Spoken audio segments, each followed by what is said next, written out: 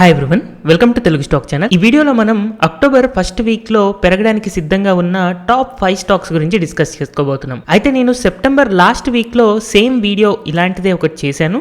So నేను ఇచ్చిన top 5 స్టాక్స్లో 4 స్టాక్స్ పాజిటివ్ రిటర్న్స్ ఇచ్చాయి అండ్ ఒక స్టాక్ నెగిటివ్ రిటర్న్ ఇచ్చింది. సో ఫస్ట్ ఆఫ్ ఆల్ దాని రివ్యూ ఒకసారి చూద్దాము.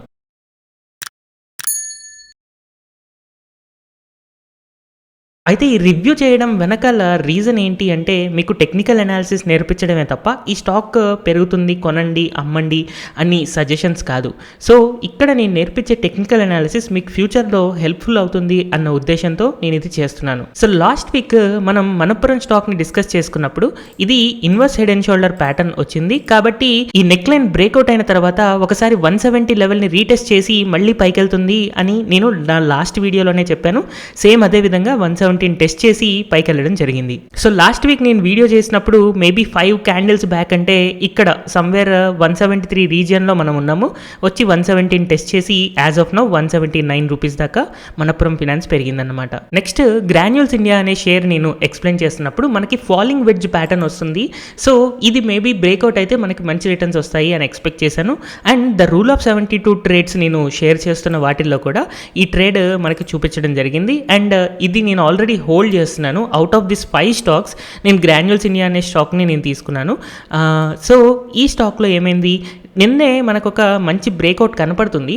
కానీ నేను లాస్ట్ వీడియోలో నేను ఎక్స్ప్లెయిన్ చేసినప్పుడు నాకు 330 పైన కన్వీనియంట్గా క్లోజ్ అయితేనే అక్కడి నుంచి ర్యాలీ స్టార్ట్ అవుతుంది అని అనుకున్నాను. సో ఇప్పటికీ కూడా నేను ఈ స్టాక్ పక్కాగా పైకి వెళ్తుంది అన్న గ్యారంటీ లేదు. 330 పైన కనుక క్లోజ్ అయితే అలాంటప్పుడే ఈ ఫాలింగ్ వెడ్జ్ ప్యాటర్న్ అనేది బ్రేక్ అయ్యి ఈజీగా పైకి వెళ్తుంది అని అనుకోవచ్చు. బట్ సమ్హౌ ఇప్పుడైతే మాత్రం ఆల్రెడీ ఒక కన్ఫర్మేషన్ వచ్చింది. బట్ నాకు డబుల్ కన్ఫర్మేషన్ కోసం ఈ 330 పైన క్లోజ్ అయితే ఫాలింగ్ వెడ్జ్ ప్యాటర్న్ ప్రకారం మన టార్గెట్స్ అనేది సెట్ చేసుకోవచ్చు. సో యాజ్ ఎ డిస్క్లైమర్, ఈ గ్రాన్యూల్స్ ఇండియా షేర్ అనేది నేను బై చేశాను అరౌండ్ 320 లెవెల్. ఆల్రెడీ 327 దాకా రీచ్ అయింది. 330 దాటిన తర్వాత 350 to 380 మధ్యలో నేను ఏ టైంలో అయినా సెల్ చేయొచ్చు. అండ్ నేను సెల్ చేసినప్పుడు నా టెలిగ్రామ్ గ్రూప్లో అప్డేట్ ఇస్తాను. అండ్ అలాగే ఆ రోజున యూట్యూబ్లో కూడా వీడియో ప్లేస్ చేయడం జరుగుతుంది. So next share Tata investment అనే షేర్ నేను డిస్కస్ చేశాను.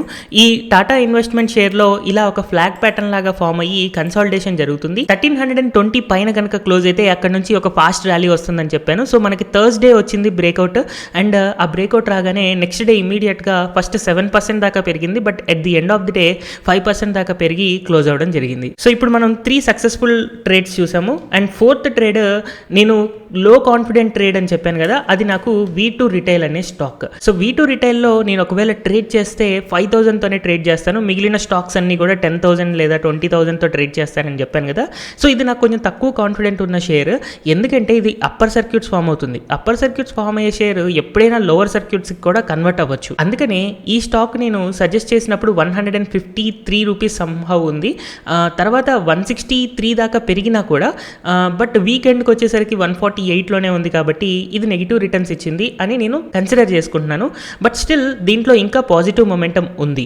జస్ట్ ఈ గ్యాప్ని కొంచెం ఫిల్ చేయడం కోసం మాత్రమే ఈ లెవెల్స్కి వచ్చింది. మళ్ళీ ఇక్కడ నుంచి పాజిటివ్ మొమెంటం కనుక స్టార్ట్ అయితే 180 to 200 లెవెల్ దాకా వెళ్ళినా కూడా మనకు ఆశ్చర్యం లేదు. సో ఈ స్టాక్ని కొంచెం క్లోజ్గా వాచ్ చేయండి. ఇన్ కేస్ 163 లెవెల్ కనుక దాటుతుంది అని అంటే దీంట్లో షార్ప్ ర్యాలీస్ మనం అబ్జర్వ్ చేయొచ్చు. And finally blue star stock కనుక మనం అబ్జర్వ్ చేస్తే 889 రీజియన్లో బై చేయొచ్చు లేదా 900 రీజియన్లో బై చేయొచ్చు అని చెప్పాను. సో అక్కడ నుంచి మనకి త్రూ అవుట్ వీక్ అంతా కూడా 920కి 880కి మధ్యలోనే ఈ స్టాక్ ట్రేడ్ అవుతూ ఉంది. అండ్ ఎప్పుడైతే ఇక్కడ బ్రేక్అవుట్ కన్ఫర్మ్ అయిందో సమ్వేర్ అరౌండ్ 890, దాని తర్వాత మనకి 940 దాకా కూడా వెళ్ళింది. బట్ నేను ఇచ్చిన టార్గెట్ 970 కాబట్టి ఇన్ ఫ్యూచర్ మనం ఆ టార్గెట్ చూడొచ్చు. ఈ స్టాక్ ఇంకా స్టాప్ లాస్ హిట్ అవ్వలేదు, జస్ట్ ఒక రీట్రేస్మెంట్ తీసుకుంది. సో నేను చెప్పిన ఎక్స్ప్లెనేషన్ కనుక మీకు గుర్తుంటే ఇక్కడ మనకు ఒక స్ట్రాంగ్ సపోర్ట్ రీజియన్ ఉంది కాబట్టి ఈ సపోర్ట్ రీజియన్ దగ్గర బ్రేక్అవుట్ ఇచ్చిన తర్వాత రీటెస్ట్ చేసి మళ్ళీ పైకి వెళ్ళడానికి ట్రై చేస్తుంది. సో ఇలాగా మనం లాస్ట్ వీక్లో డిస్కస్ చేసుకున్న స్టాక్స్ అన్ని కూడా పాజిటివ్ రిటర్న్స్ ఇచ్చాయి ఎక్సెప్ట్ V2 రిటైల్. అలాగే మనం ఈ వీక్లో డిస్కస్ చేయబోయే టాప్ 5 స్టాక్స్ ఏంటి అనేది ఇప్పుడు చూద్దాము. సో ఈ వీక్లో మనం ఫస్ట్ స్టాక్ ఏంటి అంటే ఇండస్ ఇండియా బ్యాంక్. యాక్చువల్గా ఈ ఇండస్ ఇండియా బ్యాంక్ ఏం జరిగింది అంటే మనకు ఒక cup and handle pattern form అయింది. సో ఇక్కడ మీకు కప్ అండ్ హ్యాండిల్ ప్యాటర్న్ ఎక్కడ కనపడుతుంది అన్నది మీరు చూస్తూ ఉండండి. ఒకవేళ మీరు ఐడెంటిఫై కనుక చేయకపోతే ఇప్పుడు ఇక్కడ చూడండి. సో ఫస్ట్ ఆఫ్ ఆల్ ఇలాగా ఒక కప్ షేప్ ఫామ్ అయింది అండ్ నెక్స్ట్ ఇలాగా హ్యాండిల్ షేప్ ఫామ్ అయింది. సో ఇలాంటి cup and handle shape form అయిన తర్వాత బ్రేక్అవుట్ అయ్యి పైకి వెళ్ళింది. సో తర్వాత కొంచెం ఈ లెవెల్స్ని రీటెస్ట్ చేయడం కోసం కిందకు వచ్చినా ఇక్కడ నుంచి మనకి ఈ కప్ డెప్త్ ఎంతైతే ఉందో అంత పైకి వెళ్ళడానికి మనకి స్కోప్ కనపడుతూ ఉందన్నమాట. సో దీన్ని కనుక మనం ఇక్కడ ప్లేస్ చేస్తే ఆ లెవెల్ సమ్వేర్ అరౌండ్ 1260 లేదా 1280 దాకా ఉంది. బట్ 1260 నేను టార్గెట్ తీసుకుంటాను. సో 1260 దాకా మనకి టార్గెట్ ఉంది. అండ్ యాజ్ ఆఫ్ నౌ ఈ స్టాక్ మెల్లగా ఒక flag type of formation form అవుతుందన్నమాట. సో ఇలా ఒక క్యాండిల్స్టిక్కి సంబంధించిన ఫ్లాగ్ నేను డ్రా చేశాను. అండ్ ఇప్పుడు ఇలా ఒక ట్రయాంగిల్ ప్యాటర్న్ కానీ లేకపోతే రెక్టాంగిల్ ప్యాటర్న్లో కానీ ఇలా మూవ్ అవుతుంది.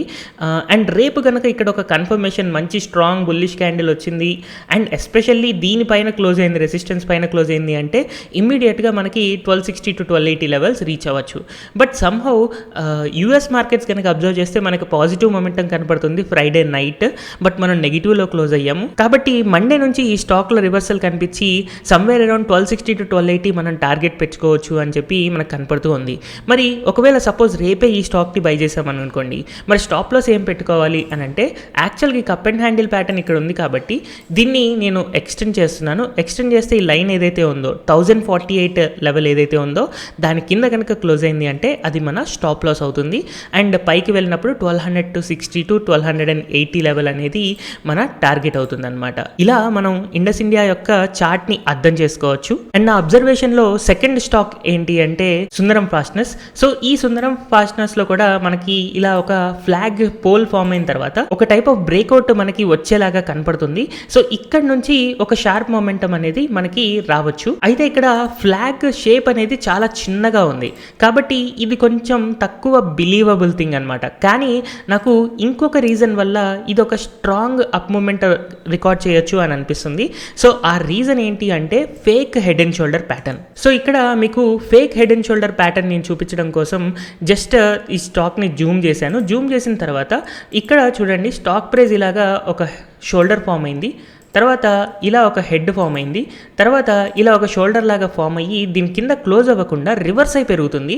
అండ్ మోర్ ఓవర్ ఈ షోల్డర్ని బ్రేక్ అవ్వడానికి ట్రై చేస్తుంది. సో రేపటి రోజున కనుక ఒక బుల్లిష్ మొమెంటం ఇందులో కంటిన్యూ అయితే fake head and shoulder pattern కాబట్టి ఒక చిన్న చిన్న ట్రేడర్స్ అందరినీ ఇందులో ఆల్రెడీ ఎగ్జిట్ అయ్యేలాగా చేసింది కాబట్టి ఇక్కడ నుంచి ఒక షార్ప్ ర్యాలీ అనేది మనం ఎక్స్పెక్ట్ చేసుకోవచ్చు అన్నట్టు ఉందన్నమాట. సో ఈ స్టాక్ని నేను ఒకవేళ బై చేసుకుంటే స్టాప్ లాస్ ఈ లెవెల్లోనే పెట్టేస్తాను. ఎందుకంటే కొన్నిసార్లు fake head and shoulder second fake ఇచ్చి ఒరిజినల్ హెడ్ అండ్ షోల్డరే అలా పడిపోవచ్చు అనమాట. అందుకని దీనికి 890 లెవెల్ అనేది మనం స్టాప్ లాస్గా పెట్టుకొని నెక్స్ట్ టార్గెట్ యాక్చువల్గా మన ఫ్లాగ్ పోల్ ఏదైతే ఉందో ఆ ఫ్లాగ్ పోల్ లెంత్ కనుక మనం ఐడెంటిఫై చేసుకుంటే somewhere from here to here. So ఇంత టార్గెట్ నేను మళ్ళీ ఈ లెవెల్ నుంచి పెట్టుకుంటాను. కానీ యాక్చువల్ ఇది కొంచెం చాలా పెద్ద టార్గెట్ అవ్వడం వల్ల నేను దీన్ని కొంచెం రెడ్యూస్ చేసుకుంటున్నాను. ఎందుకంటే ఆల్రెడీ స్టాక్ చాలా పెద్ద ర్యాలీ వచ్చింది కాబట్టి ఇలాంటప్పుడు అంత పెద్ద ర్యాలీ మనం ఎక్స్పెక్ట్ చేయలేము. అందుకని దీన్ని ఇన్ కేస్ మనం 950 రీజియన్లో లేదా 940 రీజియన్లో మనం బై చేసుకున్నప్పుడు దీని టార్గెట్స్ అనేవి 1030, 1040 లాగా అనుకోవచ్చు. అండ్ స్టాప్ లాస్ వచ్చేసి జస్ట్ 900 రూపీసే మనం తీసుకుంటాం. అంటే స్టాప్ లాస్ ఒక 4%, టార్గెట్ 8%. సో మీరు ఎక్కడ బై చేసినా కూడా 1:2 రిస్క్ టు రివార్డ్లో ఈ స్టాక్ని ట్రేడ్ చేసుకోవచ్చు. సో నా అబ్జర్వేషన్లో థర్డ్ స్టాక్ ఏంటి అంటే బనారీ అమన్ షుగర్స్. సో ఈ బనారీ అమన్ షుగర్స్ కూడా ఒక క్లియర్ ఫ్లాగ్ ప్యాటర్న్ అయితే మనకు కనపడుతుంది. సో ఈ ఫ్లాగ్ ప్యాటర్న్లో యాజ్ ఆఫ్ నో కన్సాలిడేషన్ మోడ్లో ఉంది. ఈ కన్సాలిడేషన్ మోడ్ కనుక బ్రేక్ అయిన తర్వాతే మనం దీన్ని ట్రేడ్ చేసుకోవాలి. బట్ మోస్ట్ ప్రాబబుల్లీ ఇది బ్రేక్ అవ్వడానికి కొంచెం సిమ్టమ్స్ ఎక్కువగా ఉన్నాయి. ఇన్ కేస్ ఎప్పుడైనా మనం ఈ స్టాక్ని 2300 లెవెల్లో లేదా దానికంటే పైన అబ్జర్వ్ చేసినప్పుడు బ్రేక్అవుట్ కన్ఫర్మేషన్ అవుతుంది. సో ఆల్రెడీ మనకి ఫ్లాగ్ పోల్ అనేది ఇంత ఫామ్ అయింది కాబట్టి మళ్ళీ ఇక్కడ నుంచి అంత టార్గెట్ రీచ్ అవ్వడానికి మనకి పాసిబిలిటీ ఉంది. సో ఇన్ కేస్ 2300 లెవెల్ కనుక దాటినప్పుడు మనం బై చేసుకుంటే 2550 నుంచి 2600 అనేది మనం టార్గెట్గా పెట్టుకోవచ్చు. అండ్ ఈ లైనే స్టాప్ లాస్ అంటే 2300 లైన్. ఎగ్జాక్ట్గా చెప్పాలి అంటే 2281 లైన్ అనేది మనకి స్టాప్ లాస్. మళ్ళీ 2300 దాటిన తర్వాత రివర్స్ వచ్చి 2281 కింద క్లోజ్ అయింది అని అంటే స్టాప్ లాస్ హిట్ అయింది అని జస్ట్ 2-3% స్టాప్ లాస్తో ఎగ్జిట్ అయిపోవచ్చు. టార్గెట్ మాత్రం మనం 8-10% తీసుకోవచ్చు. సో ఇక్కడ రిస్క్ టు రివార్డ్ అనేది 1:4 ఉంది. సో నా ప్రకారం ఇది ఒక బెస్ట్ ట్రేడ్ అనమాట. బట్ ఇక్కడ గుర్తుపెట్టుకోవాల్సింది ఏంటంటే బ్రేక్అవుట్ వచ్చిన తర్వాతే బై చేయాలి. And one of the thing మనం గుర్తుపెట్టుకోవాల్సింది ఏంటంటే బ్రేక్అవుట్ వచ్చేటప్పుడు కొంచెం వాల్యూమ్ కన్ఫర్మేషన్ కూడా మనకి రావాలి. అప్పుడే అది కరెక్ట్ బ్రేక్అవుట్ అవుతుంది. అండ్ నా అబ్జర్వేషన్లోని నెక్స్ట్ స్టాక్ వచ్చేసి shipping corporation of India. So ఈ షిప్పింగ్ కార్పొరేషన్ ఆఫ్ ఇండియాలో ఒక long symmetric triangle pattern breakout వచ్చింది. సో ఈ సిమెట్రిక్ ట్రయాంగిల్ని కనుక నేను డ్రా చేయాలి అని అనుకుంటే సంథింగ్ లైక్ దిస్ ఇలాగా, అండ్ ఇక్కడ నుంచి మనకి ఇలాంటి ప్యాటర్న్ రావడం జరిగింది. సో జస్ట్ నేను ఇంత టార్గెట్ తీసుకుంటున్నాను, ఎందుకంటే ఇది నాకు ఒక ట్రయాంగిల్ లాగా కనపడుతుంది, అట్ ది సేమ్ టైం ఒక రెక్టాంగిల్ లాగా కూడా కనపడుతుంది. సో ఈ రెండిట్లో ఏది అన్న క్లారిటీ లేకపోవడం వల్ల నేను యాక్చువల్గా టార్గెట్ అనేది ఇంత పెద్దగా తీసుకోవచ్చు, బట్ సమ్హౌ నాకు ఇది కూడా మేబీ రైట్ ట్రెండ్ అవ్వచ్చేమో, సేఫ్ సైడ్ ఉండాలి కాబట్టి ఇది నేను టార్గెట్గా తీసుకుంటే ఇక్కడ ఏం జరిగిందంటే ఎప్పుడైతే ఈ ట్రయాంగిల్ కానీ రెక్టాంగిల్ ప్యాటర్న్ కానీ బ్రేక్అవుట్ అయిందో, బ్రేక్అవుట్ అయిన తర్వాత ఫస్ట్ కొన్ని డేస్ టెస్ట్ చేసి పైకి కన్ఫర్మేషన్ ఇచ్చింది. కాబట్టి ఈ స్టాక్ మనం 125లో బై చేసుకున్నప్పుడు జస్ట్ 10% టార్గెట్ తీసుకుందాం. యాక్చువల్గా ఇది 145 దాకా ఉంది, అంటే అరౌండ్ 14-15% టార్గెట్ ఉంది. బట్ సమ్హౌ దీన్ని 10% టార్గెట్తో మనం ట్రేడ్ చేసుకోవచ్చు. కాకపోతే ఈ స్టాక్లో కొంచెం రిస్కీ థింగ్ ఏంటి అంటే ఆల్రెడీ దీని మేజర్ సపోర్ట్స్ నుంచి మనం కొంచెం దూరం వచ్చేసాం. బట్ సమ్హౌ మనం సేఫ్గా ఉండడం కోసం ఈ లెవెల్లో చాలాసార్లు రెసిస్టెన్స్ తీసుకుంది. సో ఇక్కడ మనం అబ్జర్వ్ చేస్తే 1, 2, 3, 4, 5 టైమ్స్ రెసిస్టెన్స్ తీసుకుంది. కాబట్టి 118 అనేది మనం స్టాప్ లాస్గా పెట్టుకోవచ్చు. 125 దగ్గర బై చేసినప్పుడు 140-142 రూపీస్ అనేది మనం టార్గెట్గా పెట్టుకోవచ్చు. సచ్ దట్ మనకి 10-12% ప్రాఫిట్ కానీ లేదా 3-4% లాస్ కానీ మనం కన్సిడర్ చేసుకొని ఈ ట్రేడ్ అనేది చేసుకోవచ్చు అన్నమాట. సో నేను ఇక్కడ కావాలనే మీకు లెవెల్స్ నెంబర్స్ రాయట్లేదు, జస్ట్ మీకు ఈ నాలెడ్జ్ రావాలి, technical analysis, targets, stop loss పెట్టుకునే నాలెడ్జ్ రావాలని నేను ఈ లైన్స్ డ్రా చేస్తున్నాను. మీ ఓన్గా మీరు వర్కౌట్ చేసుకొని మీరు ఈ లైన్స్ డ్రా చేసి ఎగ్జాక్ట్ లెవెల్స్ మీరు ఫైండ్ అవుట్ చేసుకోవచ్చు. అండ్ ఈ వీక్లో నా final observation Angel broking. So Angel broking ఇక్కడ 2 టైప్స్ ఆఫ్ సిగ్నల్స్ నాకు కనిపిస్తున్నాయి. ఫస్ట్ ఆఫ్ ఆల్ ఒకటి వచ్చేసి ఫ్లాగ్ ప్యాటర్న్ లాగా కనబడుతుంది. సో ఇలా నేను ఒక ఫ్లాగ్ యొక్క పోల్ అనుకుంటే తర్వాత ఇలా ఫ్లాగ్ కన్సాలిడేషన్ అని అనుకోవచ్చు. ఈ కన్సాలిడేషన్ ఒక ట్రయాంగిల్ టైప్ ఆఫ్ కన్సాలిడేషన్ వచ్చి బ్రేక్అవుట్ జరిగింది. సో ఇలాగా ఫ్లాగ్ షేప్ అనుకోవచ్చు, లేకపోతే దీన్ని ఇన్వర్స్ హెడ్ అండ్ షోల్డర్ కానీ లేకపోతే కప్ అండ్ హ్యాండిల్ ప్యాటర్న్ లాగా కూడా అనుకోవచ్చు అనమాట. సో నేను నా కన్వీనియన్స్ కోసం కప్ అండ్ హ్యాండిల్ ప్యాటర్న్ అనుకుంటున్నాను. సో ఇలాగా కప్ అండ్ హ్యాండిల్ ప్యాటర్న్ వచ్చింది అని అనుకుందాం. So this is a cup shape and అలాగే ఇది handle shape. So cup and handle shape వచ్చింది కాబట్టి నేను ఏమనుకుంటున్నాను, దీనికి టార్గెట్స్ నేను ఇప్పుడు డిఫైన్ చేసుకోవడం కోసం కప్ డెప్త్ ఎంతైతే ఉందో అంత టార్గెట్ ఉంటుంది అని అనుకున్నాను. సో కప్ డెప్త్ దీన్ని నేను డిఫైన్ చేసుకుంటే సో ఇక్కడ దాకా ఉంది కాబట్టి ఏంజల్ బ్రోకింగ్ అనేది మనకు ఒక ఇమీడియట్ బై అవుతుంది. టార్గెట్ వచ్చేసి 1660గా పెట్టుకోవచ్చు అండ్ స్టాప్ లాస్ వచ్చేసి 1324. యాజ్ ఆఫ్ నో మనం 1439 దగ్గర ఉన్నాం కాబట్టి 5% స్టాప్ లాస్ అండ్ 10% టార్గెట్ అనుకోవచ్చు. 1:2 రిస్క్ రివార్డ్. అండ్ ఈ ఏంజల్ బ్రోకింగ్ అనేది మనకి ఇమీడియట్ బై లాగా కనపడుతూ ఉంది. అండ్ ఆల్రెడీ మనకి ఆల్ టైమ్ హై అనేది 1468 దగ్గర ఉంది కాబట్టి అది బ్రేక్ అయినప్పుడు జనరల్గా చాలా ఫాస్ట్గా పైకి మూవ్ అవడానికి ఛాన్సెస్ ఎక్కువగా ఉంటాయి. సో నేను స్క్రీన్ చేసిన ఆల్మోస్ట్ ఆల్ 500 స్టాక్స్లో నాకు అనిపించిన టాప్ 5 స్టాక్స్ ఇవి. అయితే లాస్ట్ వీక్లో లక్కీగా నేను 5 స్టాక్స్ చెప్పినప్పుడు 4 స్టాక్స్ పాజిటివ్ రిటర్న్స్ ఇచ్చాయి అండ్ ఒక స్టాక్ మాత్రమే నెగిటివ్ రిటర్న్ ఇచ్చింది. సో మనం నేర్చుకునేది ఇక్కడ టెక్నికల్ అనాలిసిస్ ఎప్పుడు కూడా 100% కరెక్ట్ అవ్వదు, బట్ మన ప్రాబబిలిటీ అనేది ఎక్కువగా ఉండడానికి హెల్ప్ చేస్తూ ఉంటుంది. అండ్ ఈ టెక్నికల్ అనాలిసిస్ యూజ్ చేసేటప్పుడు మనం స్టాప్ లాస్ 2%, టార్గెట్ 4%, అట్లా 1:2 రిస్క్ రివార్డ్ చేసుకుంటున్నాం కాబట్టి ఇన్ కేస్ నేను ఇచ్చే 5 స్టాక్స్లో 3 సక్సెస్ అయ్యి 2 ఫెయిల్ అయినా కూడా స్టిల్ మనం ప్రాఫిటబుల్గా ఉన్నట్టే. లాస్ట్ వీక్ సక్సెస్ అయ్యాను కదా అని ప్రతి వీక్ కూడా అదే సక్సెస్ రేట్ ఉండాలి అని లేదు. ఎనీ టైం మనకి టెక్నికల్ అనాలిసిస్ అనేది స్టాప్ లాసెస్ హిట్ అవ్వచ్చు. స్టాప్ లాసెస్ హిట్ అయినప్పుడు సింపుల్గా ఎగ్జిట్ అయిపోయి మనకు సంబంధించిన technical pattern stop loss hit అయింది అని అనుకోవాలి తప్ప ఆ సో అండ్ సో న్యూస్ వల్ల ఇది పడిపోయింది లేకపోతే సమ్ అదర్ ఫ్యాక్టర్ వల్ల పడిపోయింది అని చెప్పి రాంగ్ రీజన్స్ చెప్పుకోవద్దు. మనం ఎప్పుడైతే టెక్నికల్ అనాలిసిస్ని నమ్ముతున్నామో అలాంటప్పుడు కేవలం టెక్నికల్ అనాలిసిస్నే నమ్మాలి, మళ్ళీ న్యూస్ లేదా ఎక్స్టర్నల్ ఫ్యాక్టర్స్ని తీసుకురాకూడదు. హోప్ ఈ వీడియోలో కాన్సెప్ట్ అందరికీ మీకు క్లియర్గా అర్థమైంది అని అనుకుంటున్నాను.